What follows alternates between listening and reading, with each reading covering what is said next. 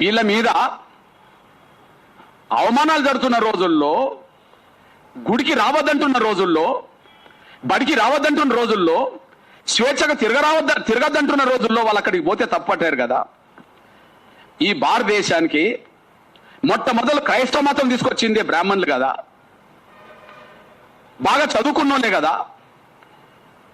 మా తండ్రుల వరకు, మా తల్లిదండ్రుల వరకు మా వాళ్ళు చదువుకోలేదు కదా. కానీ వందల సంవత్సరాల క్రితం ఇక్కడ క్రైస్తవ మతం వచ్చింది కదా.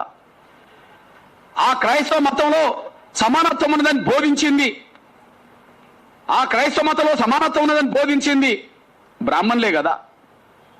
అంటే ఏ వివక్ష లేని వాళ్ళు, అప్పటికే చదువు అనే అక్షరాన్ని, ఆయుధాన్ని బలంగా చేతిలో పట్టుకున్న వాళ్ళు, సమాజంలో అత్యున్నత గౌరవం ఉన్నోళ్ళు, అన్ని రంగాల మీద పట్టున్నోళ్ళు క్రైస్తవ మతంలో పోయి వాళ్ళు ఇప్పటికీ క్రైస్తవ మతంలో ఉంటే వాళ్లకు మాత్రం ఆర్డర్ వర్తించట్లేదు.